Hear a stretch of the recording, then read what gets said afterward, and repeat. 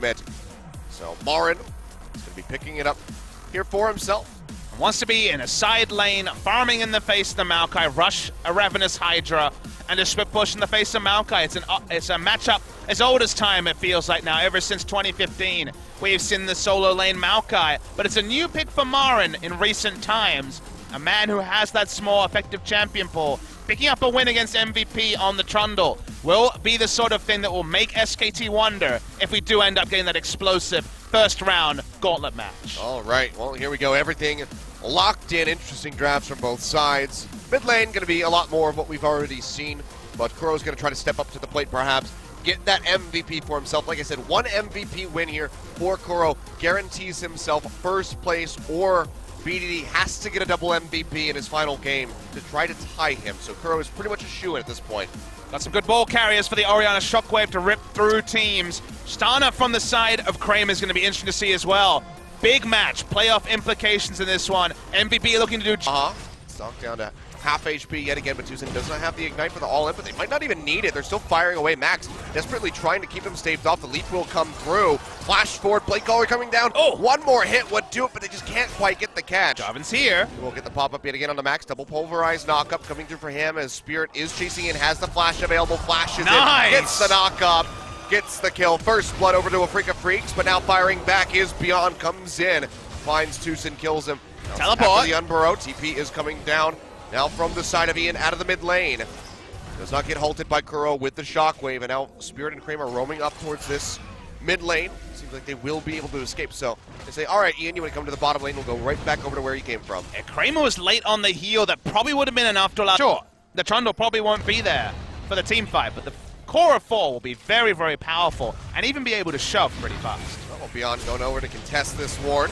Have Ian here to back him up. TP coming through. Shockwave thrown down, and Ian is just going to go so very low. One more hit would do it. The auto attack from the Orianna. Not enough, but Kuro has that. Ghost will be able to finish him off, and they go ahead and get Beyond right inside the Raptor pit as well. 2 for 0 going over to Afrika. We're going to be looking to accelerate the pace of the game. Can have a nice little push in onto this mid tier 1 turret.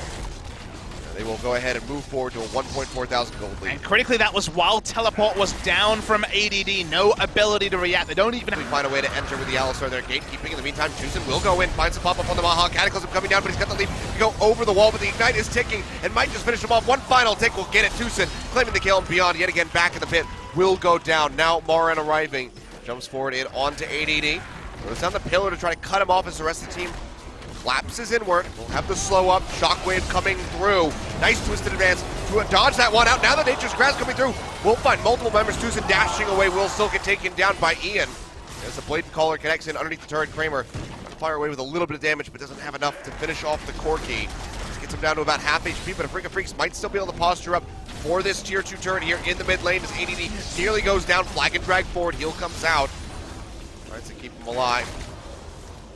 TuSin dying wasn't ideal, but you see MaRin is razor focused on getting the health bars low enough to allow him to get chomp auto attacks onto the inner turret, and now they have both turrets, 2 turrets to 0, but both of them being mid lane turrets is something that happens once a season. It's like a double rainbow. Yeah. It's such a rare thing, because now they have so much extra information for it only being 2 turrets down. It's such a surreal game where you can play a short laning phase in top and bot and have mid lane so exposed. We watch TuSin, nice engage onto Mahu, does die to the accumulation of the Ignite and also the red buff ticks. Beyond turned onto, he's died twice in that fashion. And then MaRin gets a little over-eager in this scenario because you see the turnaround. If MVP had extra gold, an extra 3,000 gold's worth of items spent already, then this would have been a bad dub. Huge re-engage by Max and ADD. But crucially, only TuSin dies, and they are able to train down the turret because they gave Trundle the ability to Q auto onto turret, and he can do a lot of damage. It's also really good that they all just... Optimistic about a turret dive onto a Maokai. So we'll go ahead and throw down that sapling.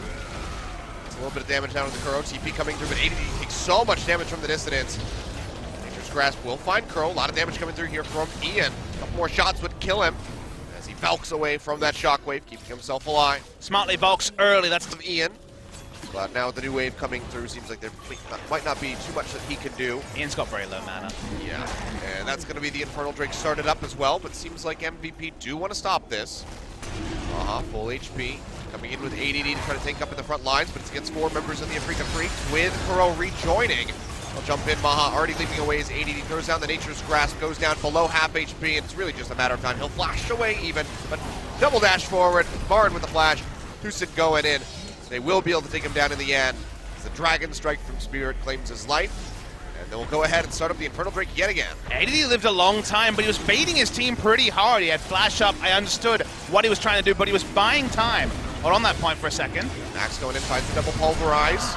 Yet again, but the Infernal Drake is taken by Spirit, but can he make it out of here with his life? Shockwave comes in, grabs 2, Beyond, and Maha both go dangerously low, but Spirit will die in the end. Max with that Ignite finds a kill, but Kuro going forward, finds one, getting rid of Beyond, can't quite find another, will get taken down as it's a double kill suddenly here for Maha, almost a triple as they're able to turn it around very slightly, but they're still losing objectives across the map as MaRin will knock down that tier 1 turret. Needlessly greedy though from the Afrika Freaks. They didn't need to keep reinitiating. Kuro went in, and then the Truce went in one by one, leading to the death of the bot lane, and Kuro as well. MaRin only picks up a single turret, so not worth it.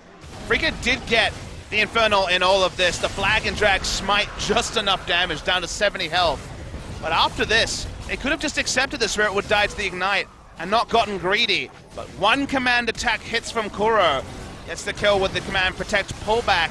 But because they had not committed his 3, TuSin wasn't there early enough, and the small shield wasn't going to be enough. It was just... Seems like it might be slightly in their favor at the end of it, but giving those kills over to Maha is a dangerous thing to do. Now pulverize into the headbutt there on a Spirit. TuSin arriving, does have the lockdown. That's going to be the massive shockwave coming through for Kuro, looking for the kills, and TuSin on the backside. Looks like he might just be able to make it out with his life, but Maha has traded it, made it a 1-for-1. Spirit for Max's life, but Afrika Freaks looking for a little bit more as MaRin pushes forward, throws down the trophy. Can't find the lockdown onto anybody. Yeah, Afrika feeling bloodthirst. They seem to want to end this game as fast as possible with the implications. That part I can understand, but they're doing it. Disky the teleport coming very aggressively, but it is a Trundle. We'll go ahead and peel back. Max just laying down a red carpet for MaRin to arrive on. They'll actually flash out of the pit. Meanwhile, that's going to be a big catch on the backside here for ADD. The pop-up coming through. Just advance forward, gets a massive shield trying to keep himself alive, and then Nature's Grasp comes down, and Kuro is going to be the first one that falls without using the shockwave.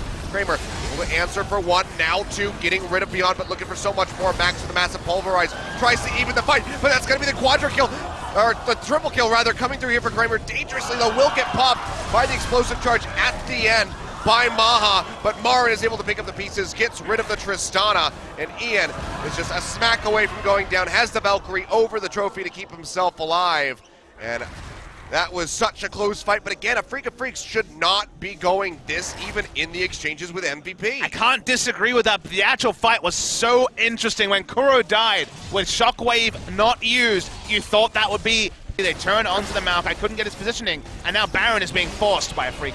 Yeah, I mean, this might just have to be the go button for MVP, but the Baron has already fallen. Now they're looking to turn around the fight. TuSin gets popped back by the Buster Shot, so won't have the great entrance as Max is just gatekeeping, making sure that the rest of the squad can make it out of here alive. Who's going to get the kill? Who do they want to have it? I mean, he lasted way longer than the Maokai did because of that Trundle ultimate. So they do give the kill over to Kramer at the end. And get rid of those, but they have more waves on the way.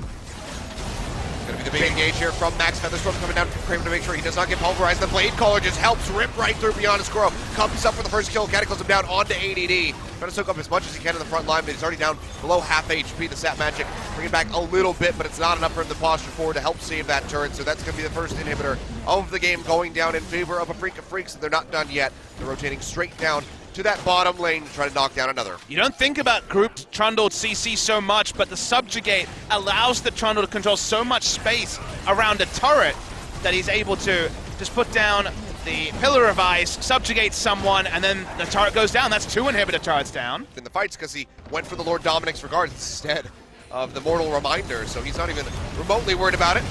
MaRin, though, might be a little bit worried here as he goes down to half HP, but the answer right back in as Beyond goes low. Has to use the Void Rush to try to get himself out of the fight, but the Blade Caller coming through off the back of the Featherstorm from Kramer does find yet another kill. Now Max will go down. Kuro finding one for himself, and it's just going to be cleanup time here for the Afrika Freaks as they try to get rid of the rest of these remaining members of MVP and end the game.